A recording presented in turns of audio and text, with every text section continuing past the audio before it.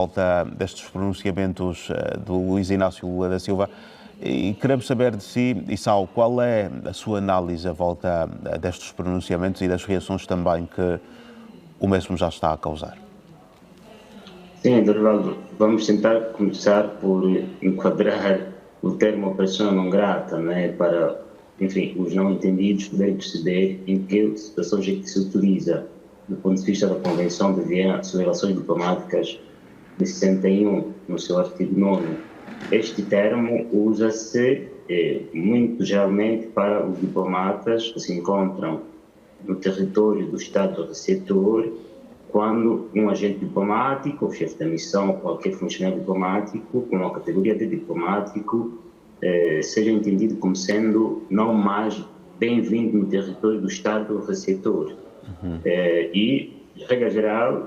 o Estado receptor pede ou solicita ao Estado emissor, ao Estado que envia esse diplomata, para que este Estado possa fazer de tudo para poder retirar esse diplomata do território do Estado receptor. Ou seja, não é um termo que se usa para com o chefe de Estado. Não é comum que, sobretudo o ministro das Relações Exteriores de um Estado, no caso concreto Israel, diga a um chefe de Estado que ele é pessoa não grata e que não possa visitar o país se ele não retirar, não se retratar enfim, no caso concreto, das considerações que o presidente Lula fez em relação ao assunto em discussão. Portanto, esta é a primeira nota. A segunda nota é que as palavras do presidente Lula se inserem numa narrativa quase global. Não é? O presidente Lula não foi o primeiro a fazer essa referência sobre, ou seja, uma analogia, não é? Uma comparação sobre os atos praticados por Hitler no passado contra os judeus e os atos que o Estado de Israel, que nem sempre é Estado hebreu, porque o Estado de Israel também vê no seu território habitantes que não são hebreus, enfim, mas aqui, no caso concreto, o Estado de Israel estará eventualmente a praticar contra a população da faixa de Gaza. Ou seja, há uma narrativa quase global que vem caracterizando ou considerando que os atos do Estado de Israel, do governo, no caso concreto do primeiro-ministro Netanyahu, possam configurar atos de crimes contra a humanidade, porque poderiam implicar alguns elementos que possam comportar a violação da norma internacional sobre o genocídio. E quais são, dando assim, os principais elementos que justificam essa narrativa global? Em dezembro, nós aqui analisamos as palavras do presidente turco, quando também disse que o primeiro-ministro Netanyahu se comparava com Hitler. Não é? Ele disse-o em dezembro também, digamos assim, suscitou uma ira, uma reação bastante enérgica da parte do governo de Israel, dizendo mesmo também que, mesmo na Turquia, o governo turco não estaria a respeitar as minorias curdas.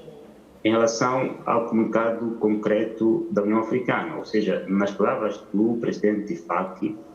Moussa Faki não usa o termo genocídio, mas usa o termo extermínio. Há o risco de extermínio das populações da faixa de Gaza.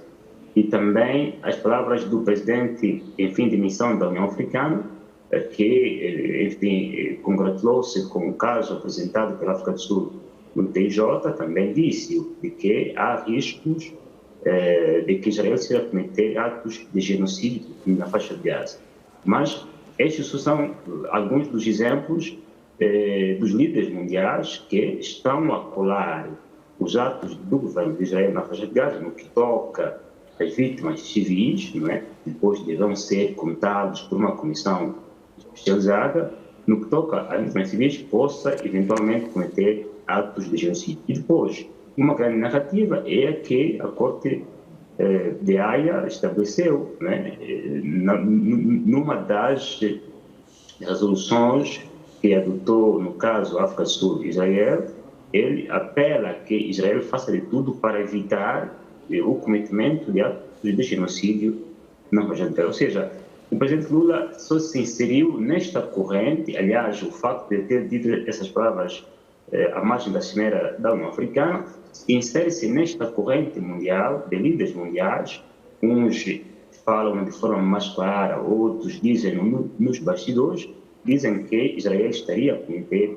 este risco, ou seja, estaria eventualmente a cometer atos de genocídio na faixa de Gaza e que é importante que modere a sua intervenção para evitar até mesmo,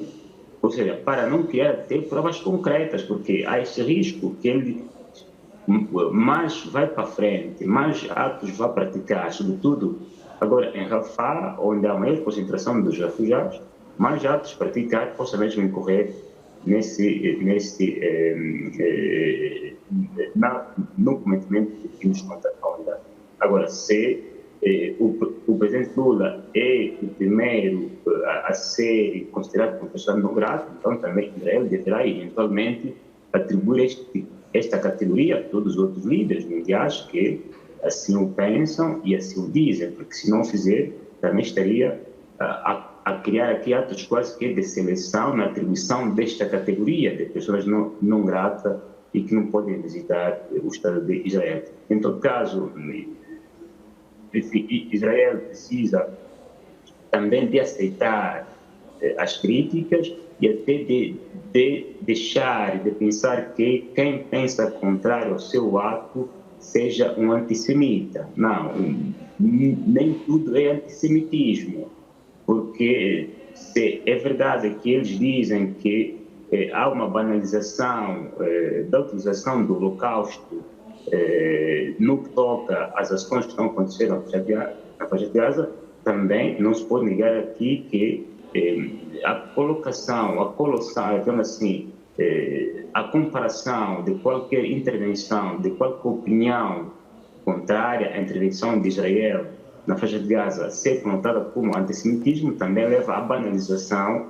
da utilização ou da categorização do antissemitismo no contexto internacional. Há opiniões que são válidas para o governo de Israel, para o Estado de Israel, para que tenha uma atitude mais moderada e o seu direito de resposta ou de autodefesa não deva necessariamente implicar o extermínio, como disse o presidente da União Africana, das populações civis da faixa de Gaza. Porque se isso acontecer, porque estamos num mundo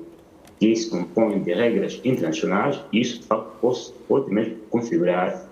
uma violação do direito internacional e, quiçá, daqui a 5 anos, 10 anos, quando o sistema internacional mudar, os que praticaram esses atos serem mesmo levados às barras da justiça internacional.